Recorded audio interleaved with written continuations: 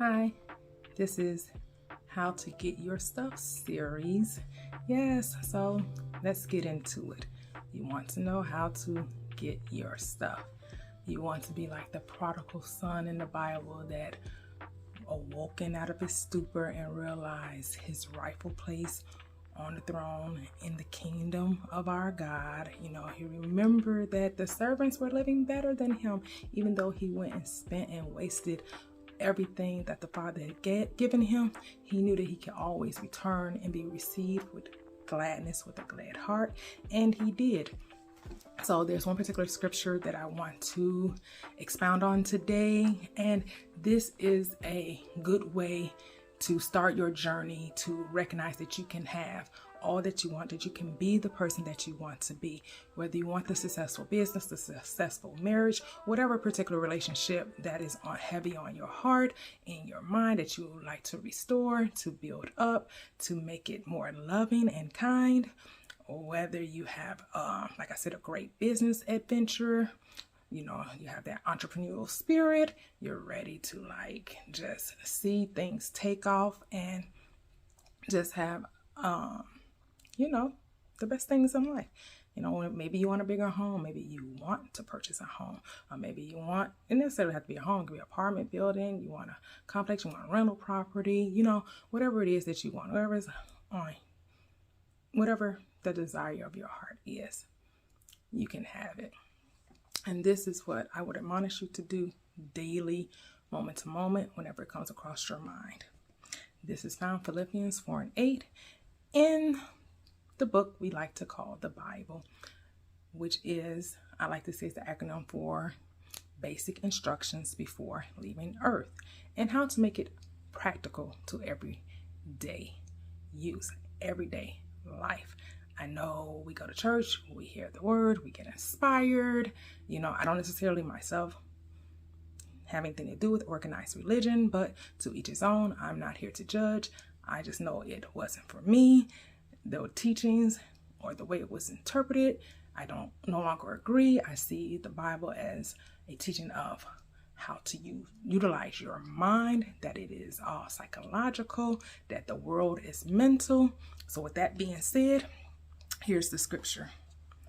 Finally, brethren, whatsoever things are true, whatsoever things are honest, whatsoever things are just, whatsoever things are pure, whatsoever things are lovely, whatsoever things are of good report, if there be any virtue, and if there be any praise, think on these things. So you want to recondition your mind to think of great things happening for you. Think of the lovely things of life. How would it feel to actually have your desire met? And while doing this, I have learned and has also been taught that when you do it, don't think about how it's going to happen. Just live from the end. That's one of the teachings of this one author that I read, Neville Goddard. He was what we call a mystic back in the early 1900s and he passed on in early 1970s. So he taught this for well over, I think, 30 or 40 plus years. He taught this particular instruction on how to live your best life, to get the things that you desire. And one of his greatest techniques was falling asleep as if you already had the thing you desired. See, when you're falling asleep, you're in a drowsy state, almost like a hypnotic state, and it allows you to just fall asleep with ease and comfort. And you just want to conjure up the emotions, the feelings, the naturalness of having the thing that you want, and go to sleep with it. And then in the morning when you wake and you think about it, you just it just feels so good to have that desire met. All alone, not trying to think about how it's going to happen. That's not your part. That's not your duty. It's the spirit within you. That is your guide. That is the Lord of your life. That spirit within you will lead and direct you into all things good. It will lead the way, because if your desire is already a fulfillment, are you trying to think about how it's going to happen? No, it's already done. So you will allow that which has thoughts that are higher than yours, ways that are higher than yours that you do not know, and you just live as though in your mind. All this is taking place in your mind, in your imagination. You see, you feel, and sometimes it isn't necessarily always to even visualize it. If you can just conjure up the feeling and keep saying to yourself how wonderful it is, that's another technique he would give, that to just say, isn't it wonderful? Isn't it wonderful? And you will feel wonderful that the thing that you desired, you already have it. And you want to think a certain way about it. You want to think on the lovely things of having it, right?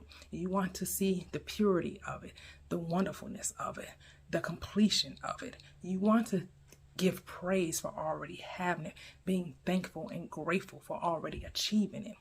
That's the first step. That's the foundation. You have to renew your mind. You have to change your mind about the desire you want. You have to become one with it. You have to see yourself as already being it. Not trying to change the outside world, not trying to make things happen. I know we want to be human doings. We want to do something. We feel like we must do something. The only thing required is that you believe that you already have it. That's another scripture in the Bible that says, whatsoever, when you pray, whatsoever you ask for, believing you have received it, and you shall. It doesn't say that you have to do anything more than that. I know it's been ingrained in us. We've been conditioned to do something. But if you just allow the Spirit within you to guide you, to lead you, and to just know that everything is working out for you, that all things work together for your good, and the thing that you believe in your heart, with no doubt, no question, just knowing that it's going to happen. And that's why you have to be repetitive. You have to condition your mind to receive the thing that you want, especially if you feel like, it's out of your reach. Like you have the desire, but then you question, is it too big? There's nothing too big. It's never too big. There's nothing impossible to God. All things are possible to God, and all things are possible to them that believe.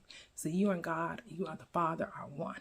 And it's the Father's good pleasure to give you everything that you want, everything you desire. No limitation. It says whatsoever you ask for. There's no condition. You can have it. And you don't have to get another person's permission.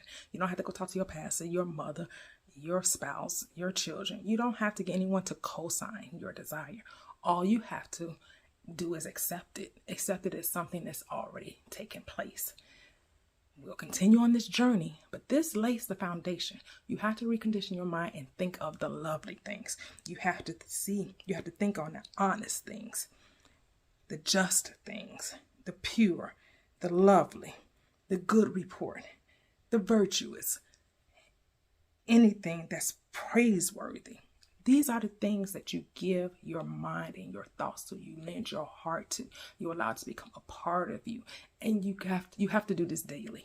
It's not a once in a month, once every here, now and then. But, if you go to sleep and the feeling of, I know this thing is happening. I know this thing is for me. I know, because we manifest all the time. But it's all about refocusing your mind and choosing to focus on what you do want as opposed to what you don't want.